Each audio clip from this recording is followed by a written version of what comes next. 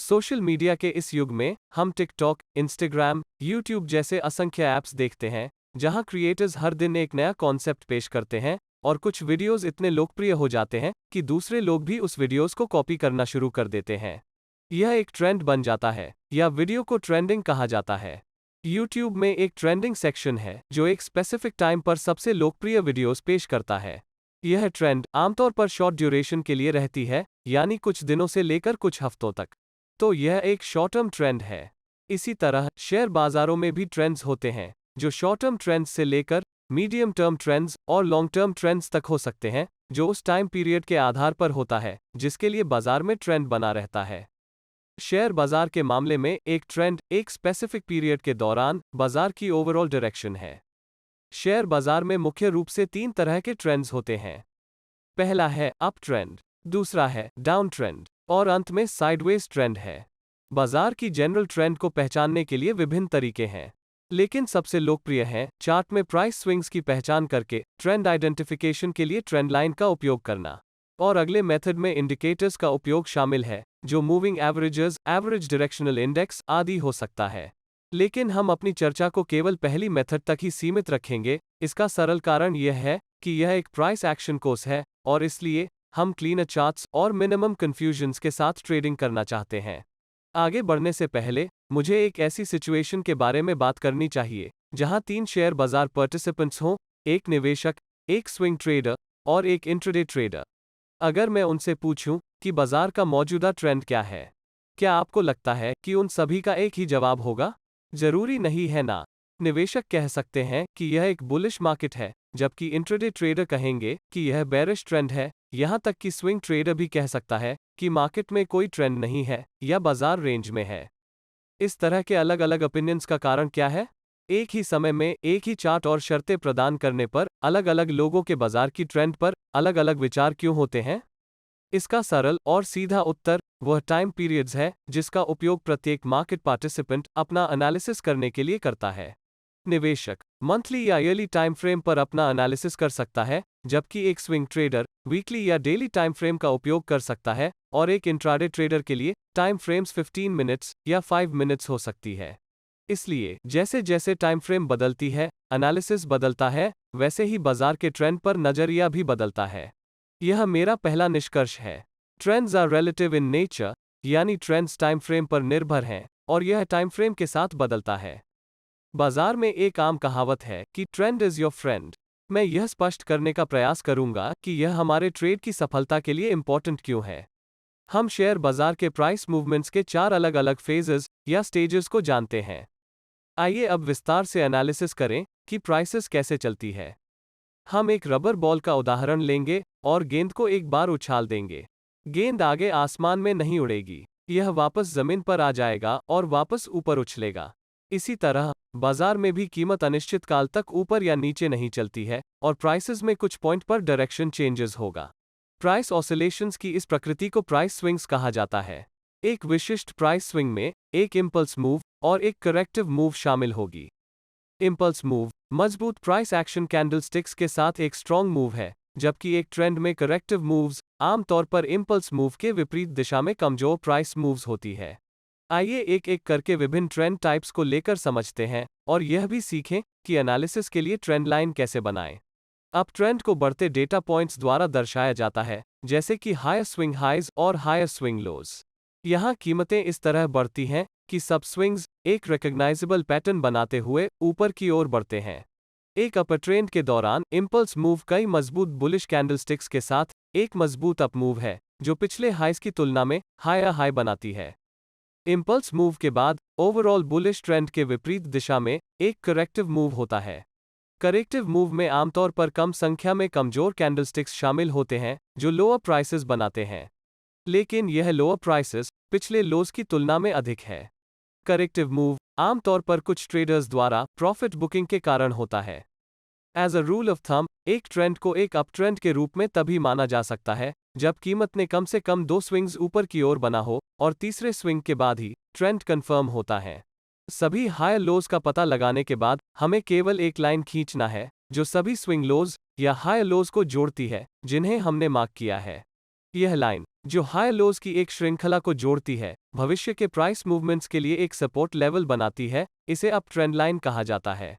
यह इस trend line के आसपास से है कि फ्यूचर प्राइसेस रिवर्स हो जाएंगी या ब्रेकआउट हो जाएंगी, और इसलिए यह एक बहुत ही महत्वपूर्ण ट्रेडिंग जोन या एरिया ऑफ वैल्यू है। ट्रेंड लाइन वो एरिया है जहां से हम इंपल्स स्विंग मूव्स का ट्रेड कर सकते हैं, या जब कीमत ट्रेंड लाइन तक पहुंच जाती है तो हम बाय ऑर्डर दे सकते हैं। इसके अलावा सभी हाई हाइज की पहचान करने के बाद हम हाई हाइज या स्विंग हाइज की श्रृंखला को जोड़ने वाली एक लाइन खींच सकते हैं। यह लाइन ट्रेंड चैनल लाइन है जो कीमतों के लिए एक रेजिस्टेंस लेवल के रूप में कार्य करेगी, और हम ट्रेंड चैनल लाइन से करेक्टिव मूव्स का ट्रेड कर सकते हैं, या जब कीमत ट्रेंड चैनल लाइन तक पहुंचती है तो हम बेचने के आदेश दे सकते हैं। डाउन ट्रेंड्स की बात करें तो डाउन ट्रेंड्स को फॉलिंग डेटा पॉइंट्स द्वारा दर्शाया जाता है, जैसे कि लोअर स्विंग लोज और lower swing highs. Down trend में प्राइसेस इस तरह से नीचे जाती हैं कि प्राइस स्विंग्स एक रिकॉग्नाइजेबल पैटर्न बनाते हुए नीचे की ओर गिरते हैं। डाउन ट्रेंड के दौरान इंपल्स मूव नीचे की दिशा में मजबूत बेरिश कैंडल्स की एक श्रृंखला के साथ एक मजबूत डाउन मूव होती है, जो पिछले लो की तुलना में लोअर लो बनाती है। इंपल्स मूव के बाद ओवरऑल बेरिश ट्रेंड के विपरीत दिशा में एक करेक्टिव मूव होती है। करेक्टिव मूव में आमतौर पर कम संख्या में कमजोर कैंडलस्टिक्स शामिल होते हैं जो हायर प्राइसेस बनाते हैं, लेकिन यह हायर प्राइसेस पिछले हाइस की तुलना में अभी भी कम है। करेक्टिव मूव्स आमतौर पर कुछ ट्रेडर्स द्वारा प्रॉफिट बुकिंग के कारण होता है, जिन्होंने एग्जिस्टिंग ट्रेंड के दौरान बहुत पहले शॉर्ट ट्रेड्स ले ली है। एक ट्रेंड को केवल तभी डाउन ट्रेंड माना जा सकता है जब कीमत कम से कम 2 स्विंग्स नीचे की ओर कर चुकी हो, यानी कम से कम 2 इंपल्स मूव्स होने चाहिए और 2 करेक्टिव मूव्स होनी चाहिए।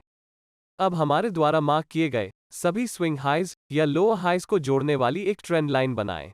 इस प्रकार बनाई गई ट्रेंड लाइन एक रेजिस्टेंस लेवल के रूप में कार्य करती है, जिससे हम इंपल्स मूव को नीचे की ओर ट्रेड कर सकते हैं, या जब कीमत ट्रेंड लाइन तक पहुंच जाती है तो हम एक सेल ऑर्डर दे सकते हैं। पिछले मामले की तरह यदि हम लो लोज को प्लॉट करते हैं और फिर हमारे द्वारा मार्क किए गए सभी लो लोज या स्विंग लोज की श्रृंखला को जोड़ने वाली लाइन खींचते हैं, तो यह हमें ट्रेंड चैनल लाइन देगी, जो फ्यूचर प्राइसेस के लिए एक सपोर्ट लेवल के रूप में कार्य करेगी। इस ट्रेंड चैनल लाइन से हम बाय ऑर्डर्स दे सकते हैं ताकि हम करेक्टिव मूव्स का ट्रेड कर सकें। अब तक आपको यह एहसास हो गया होगा कि करेक्टिव मूव्स मौजूदा ट्रेंड के विपरीत कमजोर मूव्स हैं, जबकि इंपल्स मूव्स ट्रेंड की दिशा में होती है और आमतौर पर मजबूत कैंडलस्टिक्स की एक श्रृंखला होती है। यही कारण है कि हमें एक ट्रेंडिंग मार्केट के दौरान इंपल्स मूव्स का ट्रेड करना चाहिए ताकि प्रॉफिट्स की संभावना अधिक हो। यही कारण है कि ट्रेंड इज योर फ्रेंड। यह समझना भी महत्वपूर्ण है कि एक ट्रेंड कब समाप्त होगी और कब कंसोलिडेशन शुरू होगा। इसे स्विंग ट्रांजिशन के विचार का उपयोग करके पहचाना जा सकता है। एक अपट्रेंड के दौरान जब भी कीमत पहली बार हाई लो लेवल्स को तोड़ती है, तो यह एक संकेत है कि अपट्रेंड में एक संभावित बदलाव आया है। इसी तरह जब कीमत डाउनट्रेंड में लोअर हाई लेवल्स को तोड़ती है, तो यह डाउनट्रेंड से एक साइडवेज ट्रेंड या यहां तक कि एक अपट्रेंड में बदलाव का संकेत देती है। अंतिम प्रकार की ट्रेंड वास्तव में एक ट्रेंड नहीं है, बल्कि यह एक ऐसी स्थिति है जहां बाजार में कोई स्पष्ट ट्रेंड नहीं होती है, जहां बाजार एक रेंज के भीतर रहता है। हमने बाजार के विभिन्न रेंजिंग फेजेस जैसे एक्यूमुलेशन फेज और डिस्ट्रीब्यूशन फेज के बारे में बात की है। 2 प्राइस लेवल्स के बीच इस प्राइस मूवमेंट को एक साइडवेज ट्रेंड कहा जाता है। साइडवेज ट्रेंड आमतौर पर 3 प्रकार के होते हैं। पहला है रेंज कॉन्ट्रैक्शन, दूसरा है रेंज एक्सपेंशन, और अंतिम प्रकार ट्रायंगुलर रेंज है। आइए पहले रेंज कॉन्ट्रैक्शन के बारे में बात करते हैं। रेंज कॉन्ट्रैक्शन के दौरान लेवल्स सिकुड़ते हैं और प्राइस एक्शन लगभग फ्लैट हो जाती है। यह बायर्स और सेलर्स के बीच इंटरेस्ट की कमी को दर्शाता है। बाजारों में वॉलेटिलिटी भी कम होता है। रेंज कॉन्ट्रैक्शन प्राइस बास के कमजोर होने के साथ होता है, या बस कैंडलस्टिक्स का साइज कम हो जाता है, यानी हाई और लो रेंज एक दूसरे के करीब हो जाते हैं। यह एक मजबूत संकेत है कि जल्द ही एक ट्रेंड रिवर्सल आ सकता है। यानी अगर पहले कोई डाउन ट्रेंड था, तो अब मार्केट ट्रेंड एक अप ट्रेंड में बदल सकता है। यह सिर्फ एक संकेत है, यह पक्का नहीं है। रेंज एक्सपेंशन के दौरान लेवल्स का एक्सपेंशन होता है और प्राइस एक्शन दिखाई देने लगती है। इसलिए रेंज एक्सपेंशन प्राइस बास के मजबूत होने या कैंडलस्टिक्स के साइज के बड़े होने से जुड़ा है, यानी हाई और लो रेंजेस वाइड हो जाती है। रेंज एक्सपेंशन आमतौर पर प्राइस ट्रेंड की कंटिन्यूएशन का सुझाव देता है। यानी अगर पहले कोई अपट्रेंड था, तो यह इंगित करता है कि भविष्य में अपट्रेंड जारी रह सकता है, लेकिन यह पक्का नहीं है। अंतिम प्रकार की कंसोलिडेशन रेंज ट्रायंगुलर रेंजेस है, जहां कीमत कॉन्ट्रैक्ट या एक्सपैंड होती है, दो फिक्स्ड हॉरिजॉन्टल प्राइस लेवल्स के बीच नहीं, बल्कि एक्सपैंडिंग या कन्वर्जिंग लेवल्स के बीच। यह एक ऐसा टॉपिक है जिस पर अधिक गहन चर्चा की आवश्यकता है। इसलिए हम इस कोर्स के एक अन्य वीडियो में ट्रायंगुलर रेंजेस और उनका ट्रेड करने के तरीके के बारे में बात करेंगे। जबकि trend lines general market direction दिखाने का अच्छा काम करते हैं, उन्हें अक्सर रीड्रॉ करने की आवश्यकता होगी। उदाहरण के लिए, एक अपट्रेंड के दौरान कीमत ट्रेंड लाइन से नीचे गिर सकती है, लेकिन इसका मतलब यह नहीं है कि अपट्रेंड खत्म हो गया है या एक लेवल ब्रेकडाउन हुआ है। कीमत ट्रेंड लाइन से नीचे जा सकती है और फिर बढ़ना जारी रख सकती है। ऐसी घटना में हमें एडजस्ट करना होगा और नई प्राइस एक्शन को रिफ्लेक्ट करने के लिए ट्रेंड लाइन को फिर से रीड्रॉ करने की आवश्यकता हो सकती है। ट्रेंड लाइंस बनाना आसान हो सकता है, लेकिन फिर भी उनसे जुड़ी एरर्स हो सकती हैं। इसीलिए ट्रेंड को निर्धारित करने के लिए केवल ट्रेंड लाइंस का उपयोग करने की अनुशंसा नहीं की जाती है, क्योंकि अधिकांश प्रोफेशनल्स बाजार के ट्रेंड की कंफर्मेशन करने के लिए अन्य टेक्निकल इंडिकेटर्स जैसे मूविंग एवरेजेस, ADX आदि को भी देखते हैं। कॉन्फर्मेशंस जितनी अधिक होगी, एनालिसिस उतना ही बेहतर होगा। अंत में, इस वीडियो के सबसे महत्वपूर्ण भाग का समय आ गया है, जो एक ट्रेंड की ताकत की पहचान करना है। आमतौर पर ट्रेंड्स को ताकत के आधार पर दो प्रकारों में कैटेगराइज किया जा सकता है। एक मजबूत ट्रेंड हो सकती है, या यह एक कमजोर ट्रेंड हो सकती है। ट्रेंड को उनकी स्ट्रेंथ के आधार पर कैटेगराइज करते समय हमें कुछ पैरामीटर्स को ध्यान में रखना होगा। नंबर 1, कम से कम 2 या अधिक डेटा पॉइंट्स या स्विंग्स की आवश्यकता होती है, या एक ट्रेंड लाइन पर कम से कम 2 या अधिक कॉन्टैक्ट पॉइंट्स होने चाहिए ताकि एक ट्रेंड को वैलिड माना जा सके। नंबर 2, ट्रेंड लाइन का स्लोप है। एक ट्रेंड का स्लोप इंगित करता है कि प्रत्येक दिन कीमत कितनी बढ़नी चाहिए। ट्रेंड लाइन जितनी स्टीप होती है, ट्रेंड उतना ही बेहतर होता है। ट्रेंड लाइन स्लोप एक कंसोलिडेशन फेज के दौरान एक क्रिटिकल हॉरिजॉन्टल प्राइस लेवल और ट्रेंड लाइन के बीच का एंगल है। तो अगर यह एक एक्यूमुलेशन फेज था और एक नया अप ट्रेंड शुरू करने के लिए रेजिस्टेंस लेवल के ऊपर ब्रेकआउट होता है, तो हम एक्यूमुलेशन फेज के टॉप रेजिस्टेंस लेवल और ट्रेंड लाइन के बीच के एंगल को लेंगे और हम आसानी से ट्रेंड की स्लोप का पता लगा सकते हैं। हालांकि अगर ट्रेंड लाइन बहुत फ्लैट है, तो यह ट्रेंड को वीक या रेंजिंग माना जाता है। तीसरा पैरामीटर ट्रेंड के लिए लिया गया समय है। यह और कुछ नहीं, बल्कि ट्रेंड बनने के लिए आवश्यक समय है। यदि ट्रेंड को बनने में महीनों लग जाते हैं, तो यह उस ट्रेंड से कहीं अधिक मजबूत होती है, जिसे बनने में केवल वीक्स या डेज लगते हैं।